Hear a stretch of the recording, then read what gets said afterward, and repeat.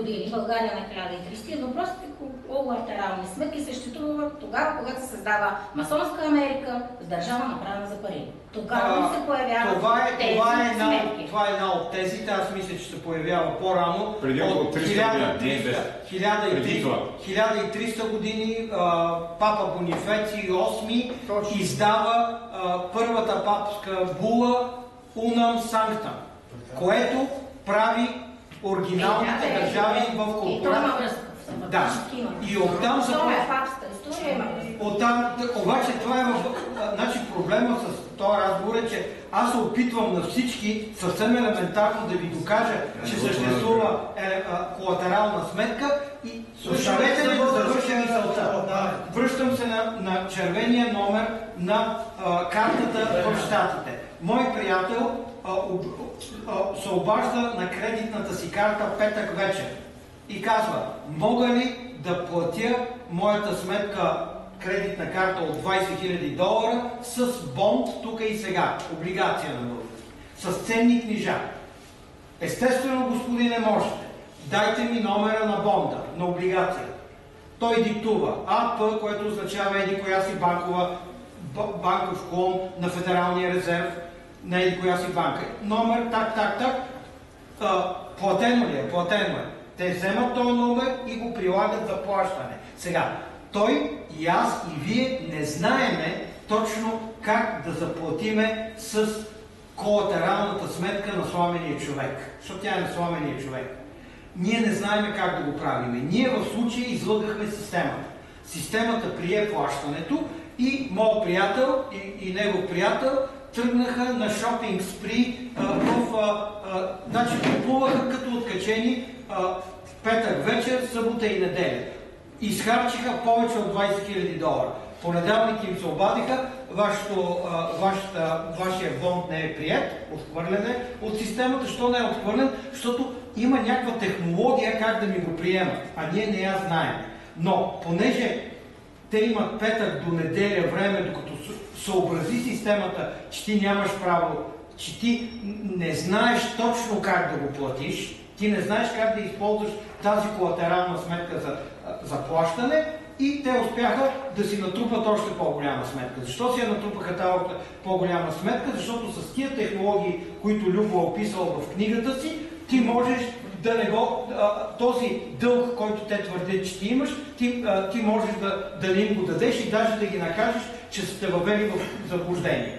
Така че това е моето доказателство от личен опит, че такава колатерална сметка има. Виждал съм на много хора тия картите, ЕГН картите, виждал съм номерата зад гърба им, показвали си, те лъжат системата, че са си загубили картата и всеки път системата им дава друга банка, в която има част от тяхната колатерална сметка. Така, това вие приемате ли като някакво доказателство, че има колатерална сметка? Някой съмнява ли се? Съмняваш се? Искам само нещо да кажа. Това, което каза, ми се припокрива идеално с това, защо ме карат всяка година, примерно пред 5 години да вадим лични карти. Това е възможно, да. Но... Защо ни карат да вадим през 5 години, 10 години лични карти? Сигурен съм, че има повече от една причина. Но това може би е една от причините. Така. И второто ми доказателство за колатералната сметка, пак е американско, стигна и до българските. Второто ми доказателство е една моя приятелка, която искат да вземат къщата, защото не си изплаща дълга по къщата. И тя я защитава по всякакви такива подобни начини, каквито Любо описва за своя заем, за така наречения негов заем, уж заем. Тя се бори срещу уж заема си за къщата. Но в един момент ние решихме, че ще използваме къщата й, за да обяви тя официално фалит и с този фалит да се опита да се влезе в колатералната сметка с помощта на съдията по фалита.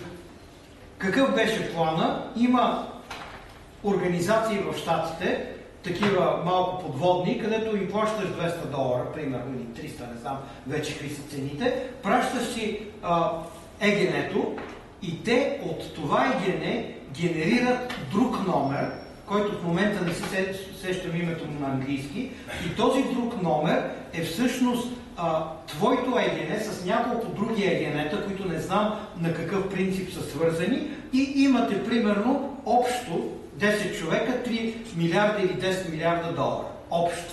Но ти не... тръст. Като тръст, който... Така. Обаче ти не знаеш от този тръст коя е твоята част. И на какъв принцип даже е изчислена. Ти не го знаеш това. Обаче в закона за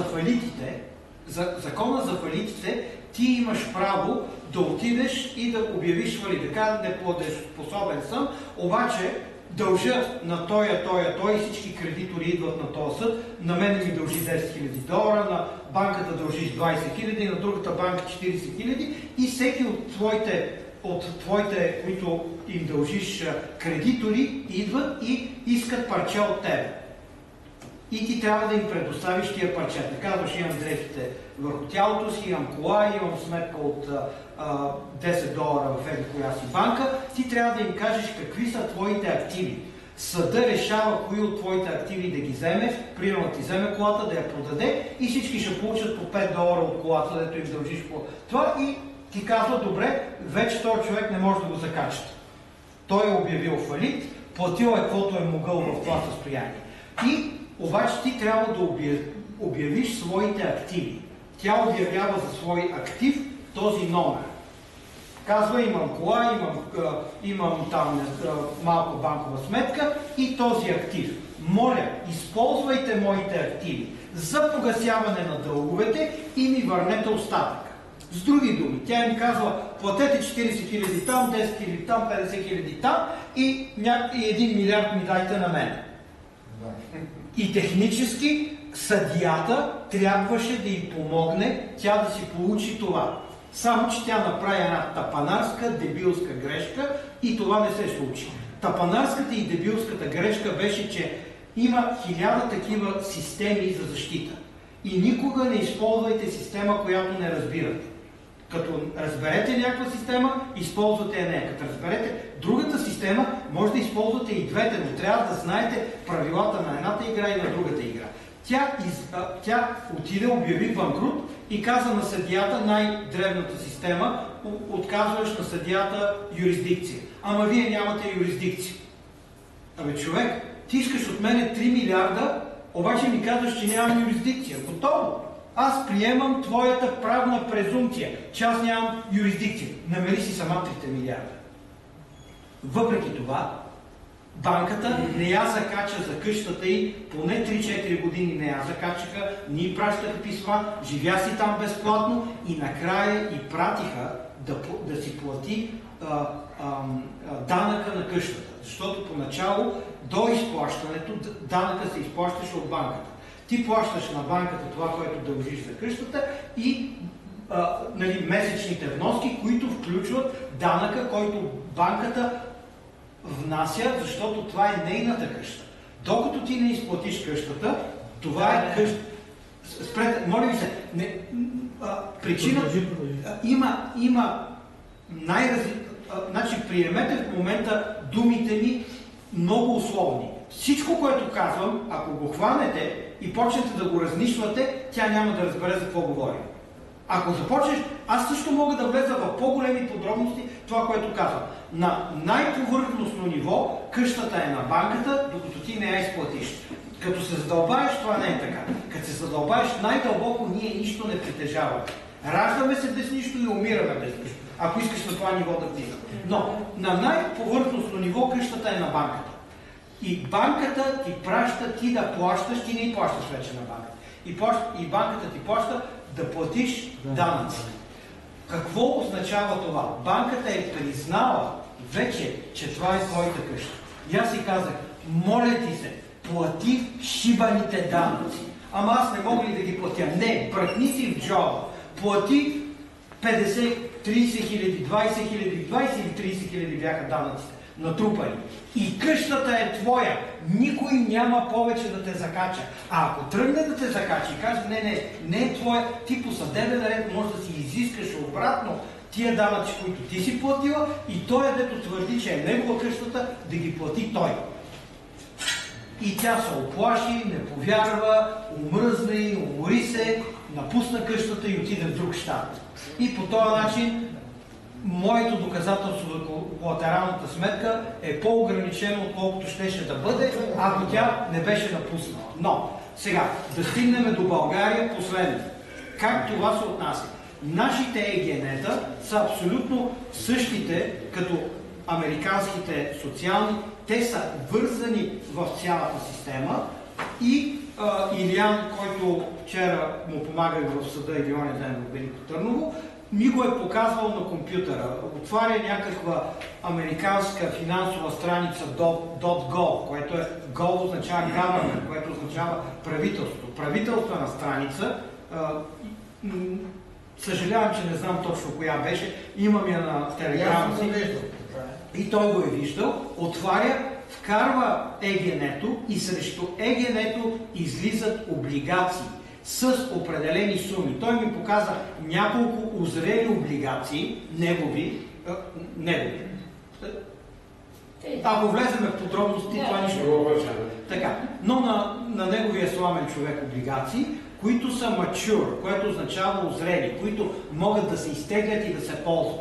Той ми показа 3-4 такива на стойност от между 15, 20, 30, 40 хиляди долара. Различни стойности бяха.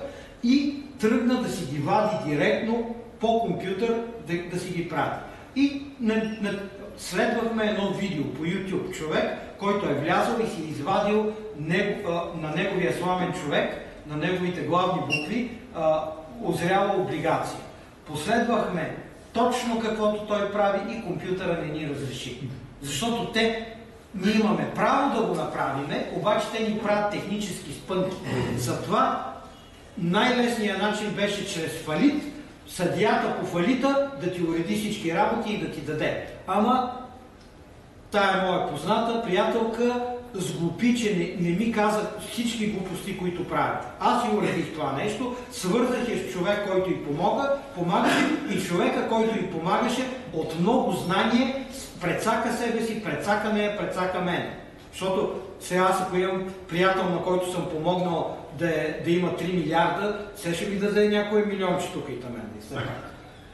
Добре, важно, че не са взимани пари до сега. Въпросът не е наистина. Има хора, които са ги взели. Аз говоря от личен пример. Това, че аз не мога да ви дам... Кажи за българския сценарий, защото аз искам да се възползвам от това. Току-що ти казах за българския сценарий, аз само доказвах, че има такава колатерална сметка. Искам да ви кажа откъде идват парите, защото всички си задават въпрос откъде идват парите. В момента на раждането, на нашето раждане, ако сме 6 милиона българи, 1/6 от всичко, което се намира на територията на нашата република, на България, ни принадлежи.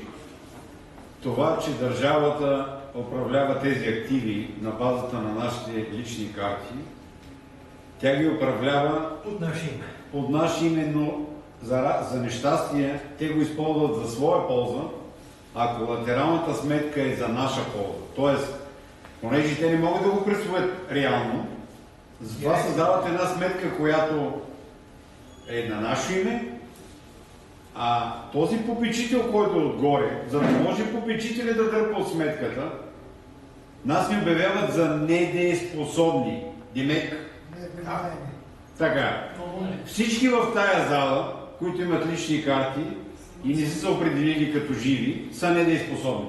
Тоест нямат право да взимат решение, не могат да ходят до туалетната, не могат да си купуват, да се хранят и така нататък. Това означава да си недееспособен. Нямаш право да взимаш, не можеш да взимаш нормални решения. Поради тази причина ти е назначен специален човек, попечител, който управлява твоята сметка уж за твое благо, то обаче не е така. Парите идват от всичко, което е, от мините, които са продадени, от всичко, което е извлечено от производство на тока, от абсолютно всяка една стотинка, която влиза в държавата, се разпределя от тия в колатералната сметка. Друг е въпросът как се ползва тази колатерална сметка и за какви цели се използва. Защото този, който е попечителя, прави с нея неща, които не са правомерни, не законови, правомерни. Защото между правомерни действия и законови действия има огромна разлика. Правото е едно, закон е друго. По отношение има целият златен резерв на една държава към това.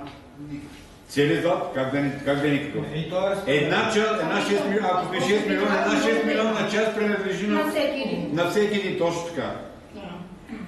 Единствено Българска народна банка и всичките народни банки са тези, които управляват тези колатерални сметки. Колатералните сметки се намират в националните банки. Нашите сметки всички са там. В момента на раждането, да уточня само и за акта за раждане, какво случва. Има един човек в Министерството, който единственото нещо, което се занимава, това са актовете за раждане. Всеки акт за раждане, в момента в който е родено детето, му се изпраща на него, след което акта за раждане заминава за Ватикана. Светът е разделен на 3. Ватикана уж се отнася за духовната част, но Ватикан е изключила договор с Англия, която се отнася за финансовата част, като поделянето на активите е 60 на 40, 60 за Ватикана, 40 за Англия. Съответно, Съединените американски щати отговарят за сигурността, за милицията. Това са трите държави, които... И за администрацията. И за администрацията. Да, администрация, регистрация, там всички такива неща, които са вързани с това нещо. Не напразно, не знам дали сте чували за златото, което се събира в Ватикан и така нататък, малката държавичка, която е там, са пази от кого? От швейцарската гвардия, не знам дали знаете.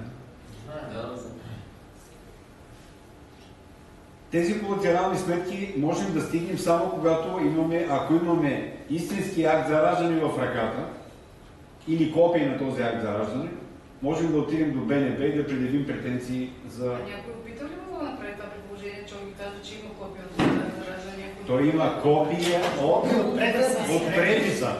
Копия от преписа. Да. Тоест, не на мене, ами на моята приятелка ми каза, че щял да вали. Преписах ти държавата Рафаела и ти Държавата Брезонска при 100%. Аз предлагам, ако желаете да направим една пауза от 10 минутки, след което пък продължиме, пак да не станат и дълги видеята, да правим паузи. Само една минута още, понеже повечето хора, дето почват тази работа, те са веднага какво беше? Ури, печи, яш. Това ли беше приказката? Малко е по-сложно, но нейният въпрос е, някой опитвал ли го е, един от нашите съподвижници, той е в Америка с майка си, като беше в България, ги чете нещата, защото ние всички сме индивидуални изследователи. Един знае едно, друг друго, трети, като се събереме, това ми трябва да ми попълни знанието в тая посока. Неговото прочитане на нещата е, че можеш да си изискаш това от Ватикана. Можеш да си изискаш този документ от Ватикана.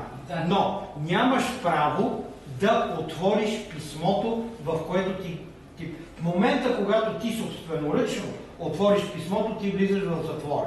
Трябва или съдия в съд да ти го отвори, или да изложиш някой нотариус, който може да стане с нотариална покана, нотариус да ти отвори писмото. Защо? Защото нотариуса е на публичната и на частната страна едновременно. Подобно и съдията, ако иска, може да бъде. Така. И след като ти извадиш тия 5 милиарда, излизаш от офиса на нотариуса и те чакат снайперисти и ти пръсват мозък. Чакай, 5 милиарда, не бъде без акта за раждане. Да. Тези 5 милиарда от една... Това е доста... Аз ако искам до Ватикана пиша да ми дадат оригинал. И за да ти върнат оригинал. Добре, за това ли писмо говориш? За това писмо говориш. Защо да не може да го твърди? Защо да не може да го твърди? Защото също 5 милиарда ставаш по-голесна мишена. Не. Самото техническото, някаква техническа... Неща, които така или иначе не може да се доберете никога до тия пари. Ние не сме за това. Задавай въпросите един по един. Техническата причина, чисто техническо, формално, юридическата причина, че не може да го отвориме, е нещо, което аз не знам какво е в самото в самото пощенско право. Най-голямата юрисдикция на тази земя, официална, е пощенското швейцарско право. Пощенското право е юрисдикцията, която е над всички юрисдикции на земята. Но над всички човешки юрисдикции на земята, които са... Не съм съгласен. Не над човешки. Само да вземе някой думата, може? Не може, защото не съм си завършил мисълта. Не съм си завършил мисълта. Добре, да го кажем така, една от най-високите юрисдикции е пощенска. И когато защото ме прекъсваха непрекъснато. Така, става дума, че самия акт на отварянето на писмото в този случай е нелегално. Ти извършваш престъпление. Все едно си бръкнал пощенската кутия на съседа си и си извадил тяхно писмо и го отваряш. Това е пощенско престъпление, което е наказуемо с много години. Това е лекарствено Не трябва да кажа поправя, че въпреки не са наказани. Това е защото ти не знаеш коя си. И защото не... Следващото, с което започваме, е вие не знаете кои сте. И ще вървя един по един, ще ви докажа, че не знаете кои сте. Ти коя си и на кой отваряш? Ти отваряш чуждо писмо. Любо, казвай да почивката. Искам само да кажа, само една секунда. Тук темата ми отива много на пари нещо. На мене и на Злато и не ми харесва тази работа. Ако някой дошъл тук за пари, за Злато е избъркал темата. Само това искам да кажа. Много се говори за тотални сметки, няма нищо лошо от това. Аз ще кажа моето мнение. Ако някой си мисли, ще стигне до тоталните сметки и ще си вземе златото, акта за раждане, мисля, че в голяма грешка. Аз не съм чул световен мащаб да има такова нещо. И ако вървим на тази тема, не че има нещо против за пари и за такова, не, това не ми е окей. Когато можем да говорим за това, ще изгоним. Това е безстрашен малко. Едно изречение. От всичко, което чухме, Любо, не става въпрос за това. Това само ни вкарва в системата, в която нас са ни вкарали като хора на земята. На мен какво ми стана ясно до тук от това, което чувам. На земята всички, ще говоря от лично име, но едно изречение искам само да кажа. Говоря от лично име, но то е едно към всички. На земята си роден в човешкия скафандър, като жив човек, свободен, по Божиите права и правила. Но влизаш в система на световна корпорация, в която система ставаш дом на системата под световна корпоративна юрисдикция. На вметка. Това е друго. Това разбрах, че ние всички сме дълнови на тази система. Въпросът е как да си върнем божествените права и да се движим по тях. Правото да бъдем живи, свободни хора. Нали така? И това се опитваме да правим. Това е 3 часа. Съвсем накратко, аз съм като тези две изречения. Как да се махнем от тази система?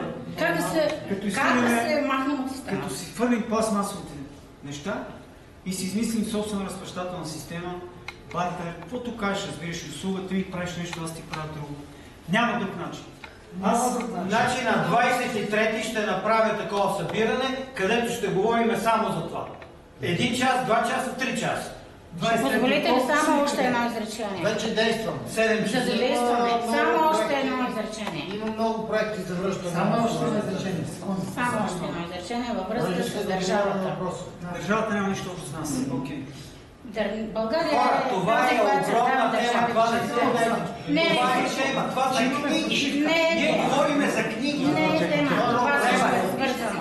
Нека дамата да каже, спрете малко, нека дамата да каже. Тъй като преди малко ти каза, че държавата държи граждани. Нашия велик свещено светлинен български език, който винаги пази смисъла, държава означава държа светлината. За да държиш светлината, когато нас са ни управлявали държавници, ние сме имали държави. Сега ни управляват политици и ние имаме политики. Там, където политикаме. И всички сме полинатикани. Много тикаме, Рене. Ако искаме да държим светлината, трябва да се върнем към знанието. Защото това, което ни дава светлината, е знанието. Не, че го няма. Просто да го намерим себе си и да върнем знанието. И тъй като са ни отнели... И това се опитваме да правим, да не влизаме обаче във война и спор с тях, защото всяка съпротива храни тази система, срещу която ние не искаме да участваме.